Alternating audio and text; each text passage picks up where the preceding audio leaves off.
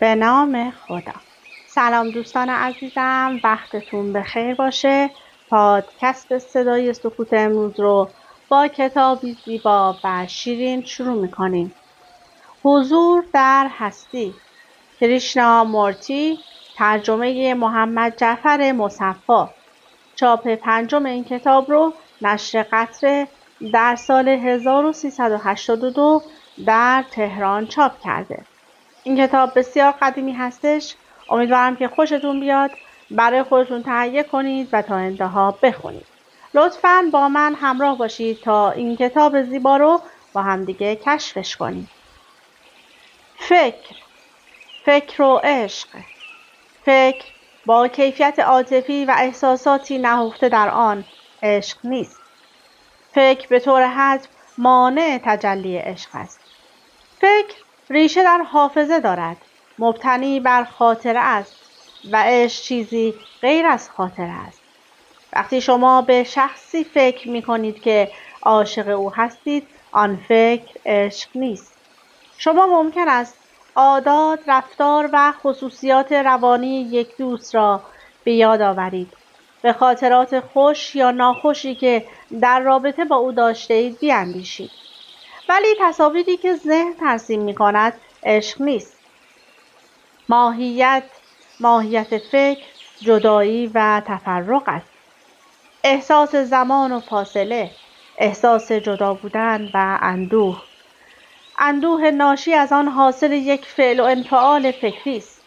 تنها زمانی عشق می تواند باشد که هر گونه حرکت و فعل و انفعال فکری متوقف گردد. فکر به طور اجتناب ناپذیری منجر به احساس تعلق و تملک می شود و احساس تملک آگاهانه یا ناآگاهانه حسادت به بار می آورد. و آنجا که حسادت هست مسلماً عشق نیست. حالانکه بسیاری از انسانها حسادت را نشانه عشق می دانند. حسادت یک محصول فکری است. یکی از واکنش‌های عاطفی نهفته در ماهیت فکر است.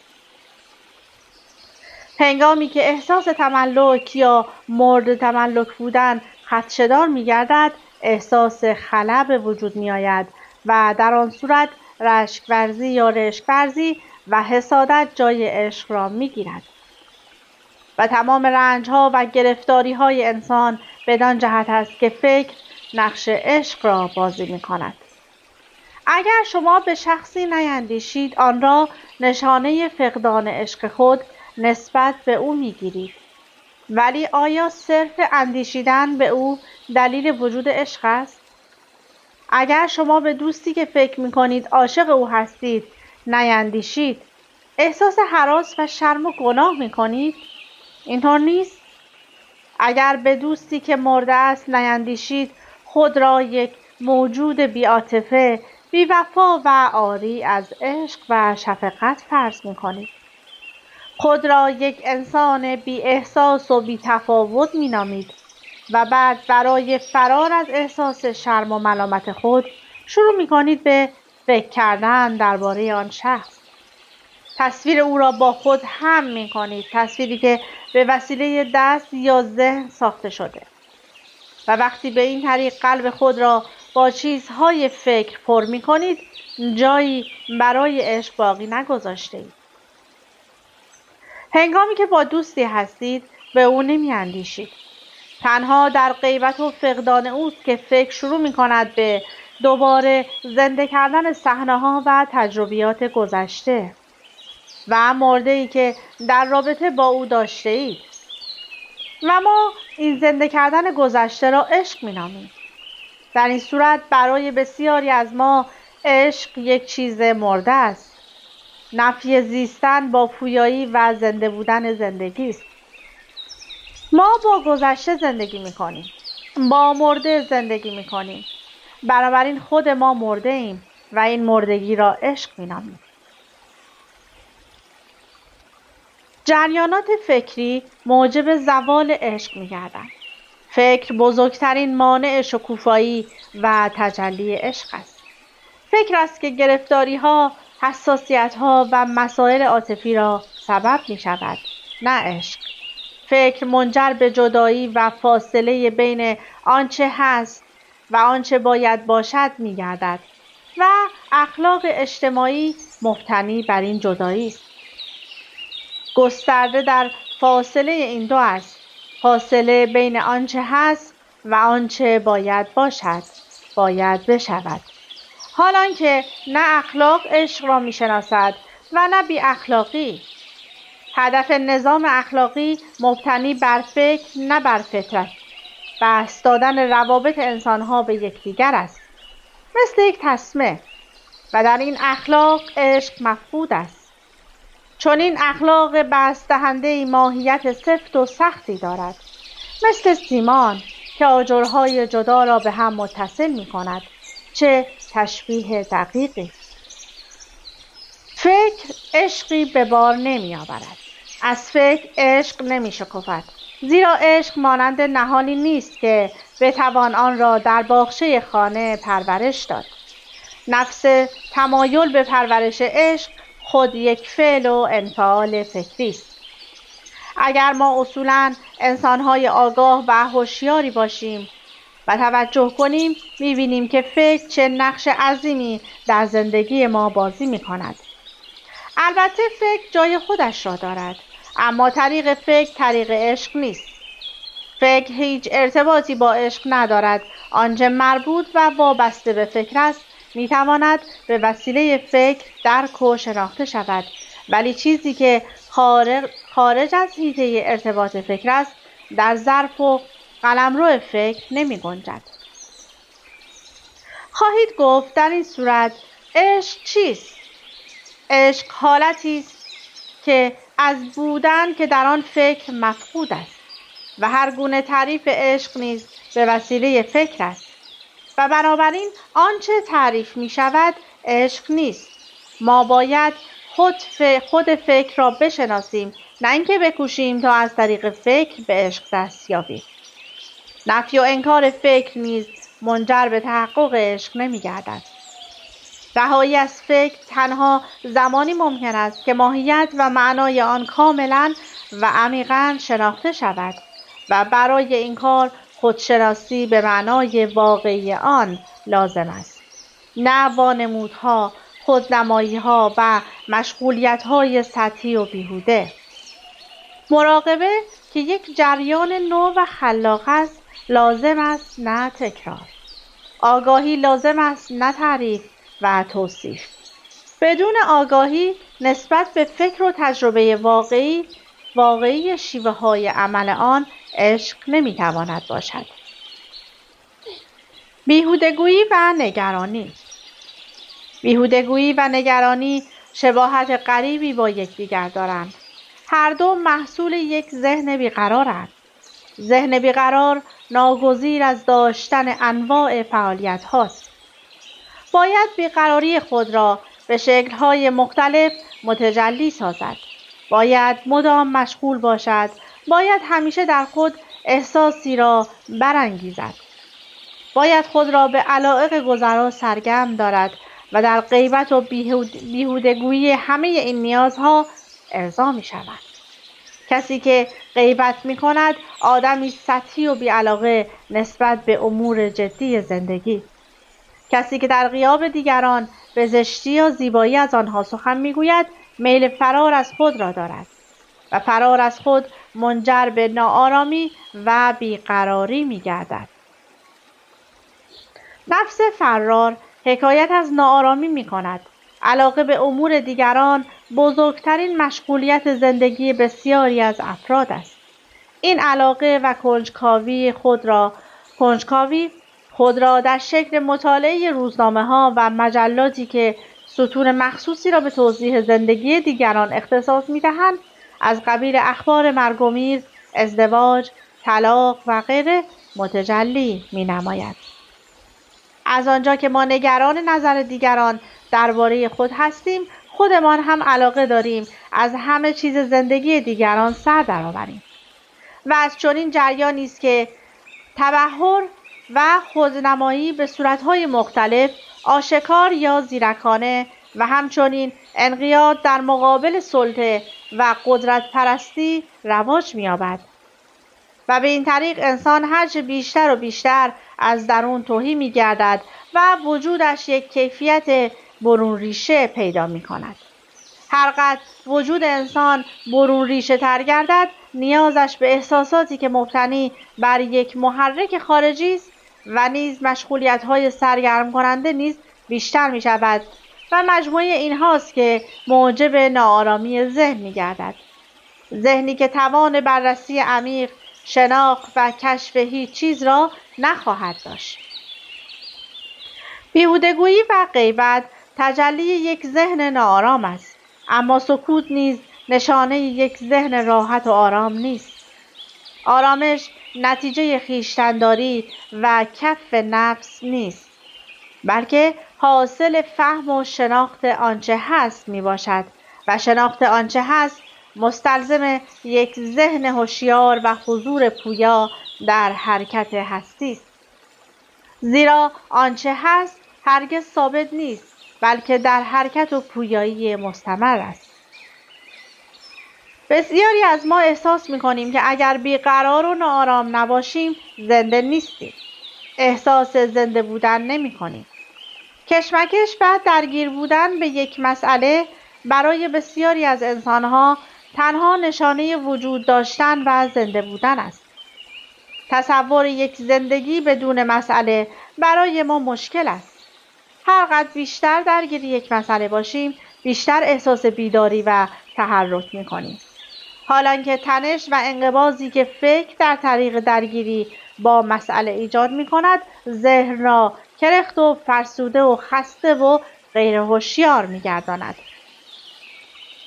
این درگیری بلا انقطاع با یک مسئله به خاطر چیست؟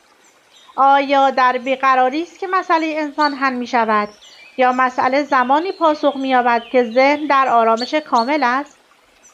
برای بسیاری از مردم داشتن یک ذهن آرام فوق‌العاده هراس‌انگیز است. از آرامش می‌ترسند، زیرا خدا می‌داند که در آرامش چه چیزهایی را در خود کشف می‌کنند. بنابراین ناآرامی نقش یک حجاب و مانع را دارد. ذهنی که از کشف چیزهایی در خود هراس دارد، لاجرم باید همیشه در حالت دفاع و مقاومت باشد و ناآرامی نقش یک وسیله مقاومت و دفاع را دارد. به علت فشار، تلاش بیش از حد، تأثیر شرایط و عوامل محیط یا به علت عادت سطوح خودآگاه ذهن آشفته و ناآرام شدند. زندگی مدرن حرکات و اشتغالات منصرف کننده را که شکل دیگری از خود دفاعی هستند تشویق می‌کند و دفاع کیفیتی است از مقاومت که مانع ادراک و شناخت می‌گردد. ناآرامی هم مانند غیبت ظاهراً شبیه شوق، حرارت و جدیت به نظر می‌رسند، ولی اگر خوب به ماهیت آنها دقت کنیم می‌بینیم هر دو وسیله خود مشغولیت و فرار از خود هستند، نه نشانه شوق و جدیت و حرارت. نیاز به وسایل سرگرمی و غافل نگهدارنده متغیر است. و همین جهت است که می‌بینیم موضوعاتی هم که ذهن خود را درگیر آنها می‌کند و به وسیله آنها خود را ناآرام نگه می‌دارد و همچنین موضوعات غیبت مدام تغییر می‌یابند. ولی باید توجه داشته باشیم که این گونه تغییرات در حقیقت تغییر ماهیتی نیست، بلکه همه چیز تداوم تغییر ظاهر یافته آن چیزی است که قبلا بوده. ناآرامی و غیبت تنها هنگامی پایان می‌یابند که ذهن از طریق مشاهده نسبت به ناآرامی خود آگاهی پیدا کند، نه از طریق تلاش و ریاضت ذهن آرام می‌گیرد، نه به وسیله کنترل یا دیسیپلین. اینها ذهن را بیشتر منگ، غیرهوشیار و آشفته می‌نماید. کنجکاوی نیز کمکی به درک و شناخت نمی‌کند. ادراک مستقیم مسئله تنها به وسیله خودشناسی ممکن است. انسانی که در رنج به سر می‌برد کنجکاو و جستجوگر به معنای واقعی نیست. کنجکاوی که ماهیت مشغولیت با فرضیات و نظریاتی را دارد، مانعی است در طریق خودشناسی. تحقیقات نظری هم مانند میل کنجکاوی نشانه یک ذهن ناآرام است و یک ذهن ناآرام هر قدر هم با استعداد و زیرک باشد، مانع وجود آگاهی و شادمانی است. یگانگی و جدایی. خورشید غروب کرده و درختان تیره و خوش‌ترکیب در برابر آسمان تاریک شونده قد برافراشتند. رودخانه وسیع و عمیق، آرام و بی‌موج است. ماه تازه در افق نمایان گشته و از بین دو درخت تنومند بالا می‌آید. اما هنوز سایه چیزها را نگسترانیده است. از ساحل نمناک رودخانه بالا رفتیم و راهی را در پیش گرفتیم که مزارع گندم را دور می‌زد. این راهی است بس کهن که هزاران هزار انسان از آن گذشتند. راهی است پر حدیث و حکایت که اکنون در سکوت شب خفته. جاده از میان کشتزاران، درختان انبه، تمر و معابد متروک می‌گذرد. عطر خوش گیاهان هوا را به بوی دلکش خود آغشته است. پرندگان به لانه می‌روند تا شب بیارامند و برکه وسیع داشت کم کم نور ستاره‌ها را در خود منعکس می‌نمود. طبیعت در این غروب ساکت است و حضور خود را خبر نمی‌دهد. درختان تنها و جدا در انزوای سکوت و تیرگی خود فرو رفتند. چند دهقان نجواکنان با دوچرخه از کنار ما گذشتند و بار دیگر سکوت عمیق بود و آرامشی که نتیجه تنهایی و یگانگی چیزهاست. این یگانگی اندوهبار نیست. در آن هراس ناشی از احساس تفرد و تنهایی نیست، بلکه یگانه بودن در هستی خویش است. هستی که تحریف و فاسد نشده، هستی که در خود کامل است و غنی. آن درخت تمر هستی دیگری جز خویشتن خود بودن ندارد و چون این است یگانه بودن. انسان یگانه است، همانند آتش، همانند گل، ولی حتی نسبت به خلوص و ژرفای آن آگاه نیست. و انسان تنها زمانی میتواند حقیقتاً در ارتباط باشد که این یگانه بودن هست. یگانه بودن حاصل محصورسازی و جدا کردن خود نیست، بلکه نتیجه پاکسازی خویش از هر گونه محرک، هوس، میل و خواستن است. یگانگی حاصل ذهنی نیست که همیشه در بند حصول یک چیز است و به یک نتیجه می‌اندیشد. شما نمی‌توانید آرزو کنید که در خلوص و یگانگی باشید، چون این آرزویی فرار از رنج عدم توانایی در احساس ارتباط با جهان هستی است. تنهایی با ترس اندوهبار و دردناک نهفته در آن حاصل تفرد و جدایی است و جدایی نتیجه اجتناب ناپذیر خود است.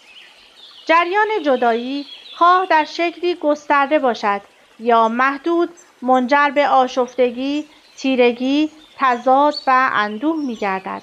جدایی هرگز منجر به یگانگی نمی شود. جدایی باید مفقود باشد تا یگانگی متبلور گردد. یگانگی تجزیه ناپذیر و جدایی ناپذیر است، حالان که تنهایی یعنی جدایی و تفرد. آنچه یگانه است نرم و انعطاف پذیر است و بنابراین مستمر است و پاینده. تنها در یگانگی است که ارتباط با آنچه بی علت است و غیر قابل سنجش ممکن می گردد. برای یگانگی زندگی ابدی است. یگانگی را مرگ نیست. یگانگی هرگز از بودش باز نمی ایستد. ماه تازه به بالای درختان رسیده و سایه ها ستبر و تیره‌اند.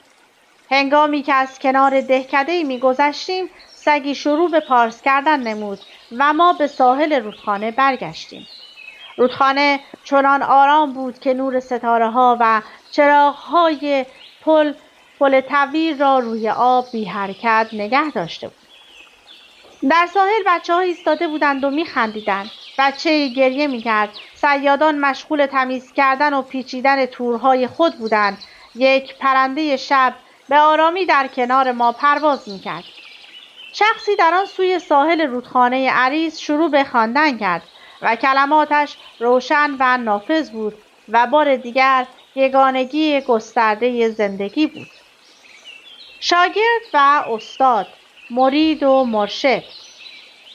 این گونه آغاز کرد: می‌دانید به من میگویند که مرید و سرسپرده فلان پیرم. شما فکر میکنید هستم؟ من واقعا دلم میخواهد بدانم شما در این مورد چه فکر میکنید.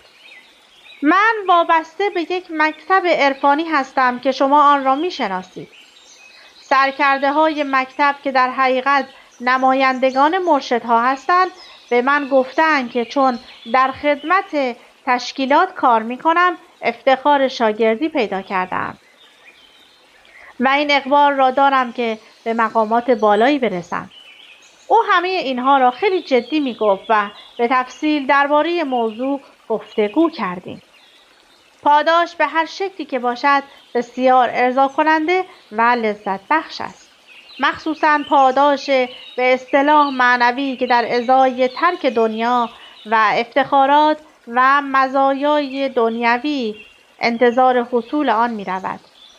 یا هنگامی که انسان نتوانسته است در امور دنیوی چندان موفقیتی حاصل کند بسیار لذت بخش است که خود را وابسته به یک تشکیلات معنوی و عرفانی نماید.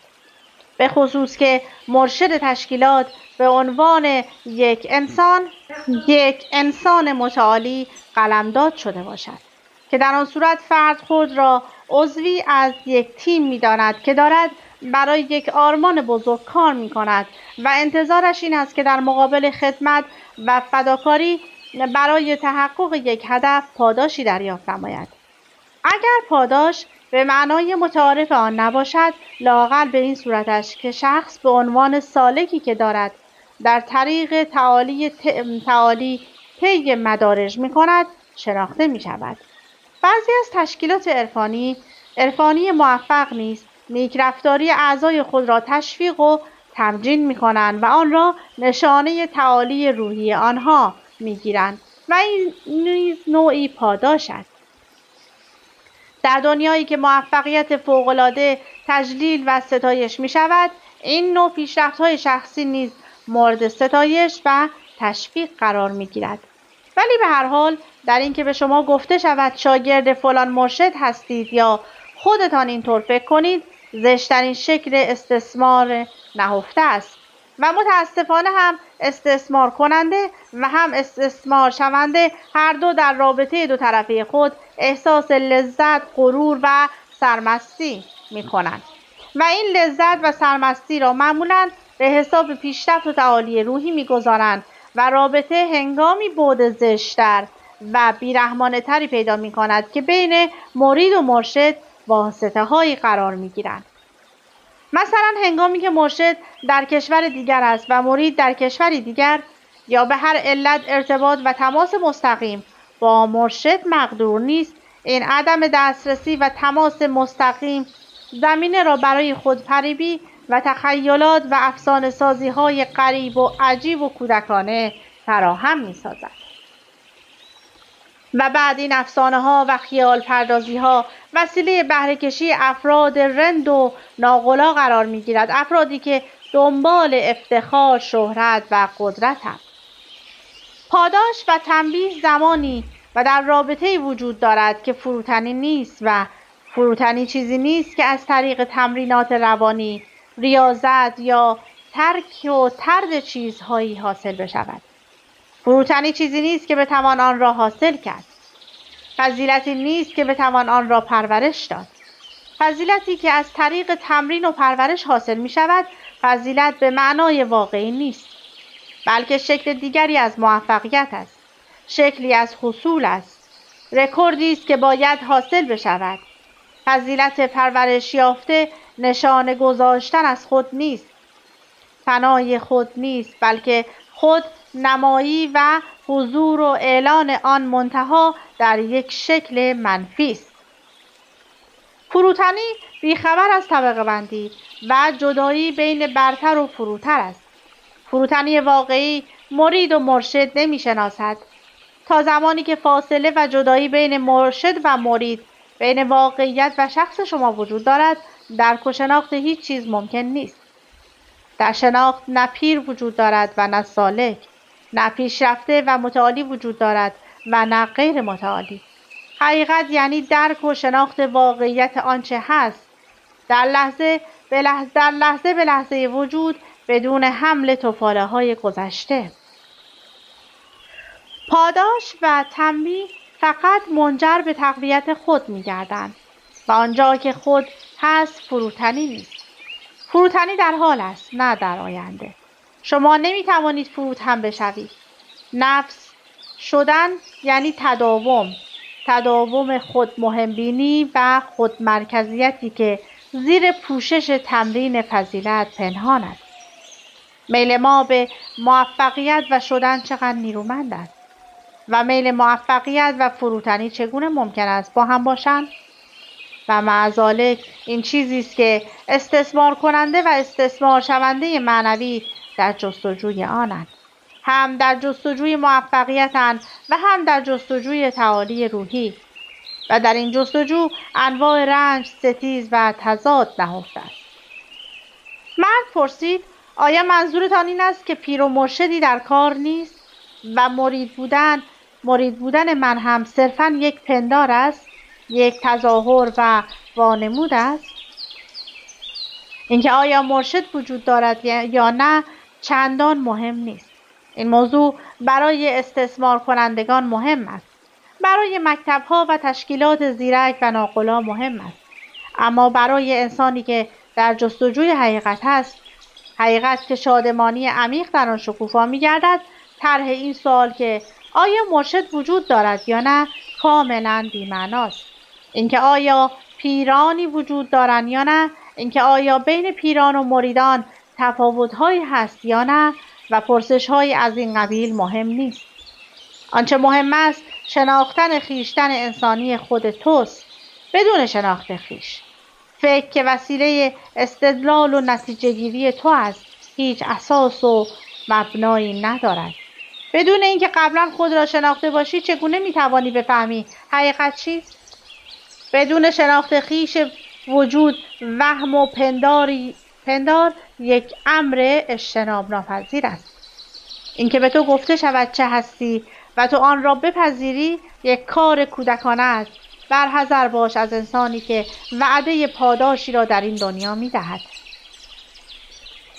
غنی و فقیر. اغنیا اطوار و حال و هوایی مخصوص به خود دارد. اگرچه مردمی با فرهنگ، مهذب، آدابدان و به اصطلاح استخوان دارند، اما همیشه با دیگران فاصله می‌گیرند. خود را جدا و ممتاز می‌بینند به وسیله حصاری سخت و نفوذناپذیر از اطمینان به خویش. خود را از دیگران جدا کردند. آنها مالک ثروت نیستند، بلکه ثروت مالک آنهاست و این از مرگ بدتر است. ابزار خودنمایی و وسیله استتار خودخواهی و خود مهمبینیشان تظاهر به انسان دوستی است. اینها فکر می‌کنند وارث ثروت زمینند و خود را امین ثروت خود می‌دانند. مؤسسات خیریه دایر می‌کنند، چیزهای وقف می‌کنند، داد و دهش می‌کنند، کلیساها و معابد می‌سازند، اما خدایشان زر و سیم است. با این همه فقر و مسکنت حاکم بر اجتماع انسان باید خیلی پوسکلوف باشد تا این همه ثروت انباشته کند. بعضی از آنها نزد من میآیند و درباره جستجوی حقیقت به بحث و سؤال می‌نشینند. اما یافتن حقیقت برای مردم ثروتمند همانقدر مشکل است که برای مردم محروم و فقیر. فقرا در تلاش دست یافتن به ثروت و قدرتند. اغنیا هم قبلا در دام ثروت خود افتادند، ولی معذالک حقیقت را باور دارند و به جستجوی آن می‌روند. اینها نه فقط به بحث درباره بازار می‌نشینند، بلکه خود را مشغول به بحث‌های نظری درباره غایت هستی نیز می‌نمایند. با هر دو موضوع بازی می‌کنند. ولی موفقیتشان در زمینه چیزی است که قلبشان را تسخیر کرده، یعنی زر و سیم. باورها، آداب و شعائر، ترس‌ها و امیدهایشان هیچ ارتباطی با حقیقت ندارد، زیرا قلبشان دویست. هرقدر تظاهرات و نمایشات برونی بیشتر باشد، فقر درونی بیشتر است. ترک ثروت، راحت و مناصب دنیایی امر نسبتاً ساده است، ولی دست کشیدن از آزمندی بودن و شدن مستلزم درک، هوشیاری، فراست و بصیرت عمیقی است. قدرت ناشی از ثروت مانع بزرگی است. در طریق شناخت و ادراک حقیقت، همان گونه که قدرت ناشی از زیرکی و قابلیت‌های ذهنی و عقلی مانع چنین ادراکی هستند، اعتماد انسان نسبت به قابلیت‌های ذهن و احساس قدرت ناشی از آن ریشه در خود دارد. ولی دست کشیدن از این قدرت و اعتماد امکان پذیر است، اگرچه با سختی. آنچه با یک کیفیت مرموز و زیرکانه عمل می کند، نیرو و کشش پنهانی است که شخص را در جهت شدن می راند. میل گستردن ابعاد خود به هر شکل که باشد، خواه از طریق ثروت یا جستجوی فضیلت، جریانی است که منجر به تضاد می شود و تضاد منجر به خصومت، اختلاف و آشفتگی می گردد. ذهنی که بار شدن را در خود حمل می کند، هرگز نمی تواند یک ذهن آرام باشد. آرامش حاصل تمرین نیست. چیزی نیست که از طریق زمان حاصل بشود. آرامش حالتی است از ادراک و شناخت و اندیشه شدن مانع چنین ادراک و شناختی می گردد. شدن احساس زمان را به وجود می آورد و زمان علت تعویق و تعلیق شناخت است. من خواهم شد. توهمی است که ریشه در خود مهمبینی دارد. دریا نیز مانند شهر ناآرام بود، اما ناآرامی‌اش عمق و اساس داشت. ستاره غروب در افق بود. از خیابانی می‌گذشتیم که پر از ماشین و انسان بود. مرد فقیری که برهنه در پیاده‌رو خوابیده، به طرز وحشتناکی گرفتار سوء تغذیه است. چنان خسته و کوفته به نظر می‌رسید که بیدار کردنش مشکل بود. آن سوتر چمن سبز و گل‌های درخشان یک باغ ملی دیده می‌شد. من تا ابتدای بحث دانش رو برای شما خوندم. امیدوارم از همین مقدار که تونستم براتون بخونم خوشتون اومده باشه و حتما با اینکه این کتاب خیلی قدیمیه و شاید به دست آوردنش سخت باشه، اما ازتون خواهش میکنم این کتاب رو بگیرید و بخونید. بسیار پرمعنا و مفهوم هستش. از اینکه با من همراه بودید سپاسگزارم. تا وایس بعدی، خدا نگهدارتون.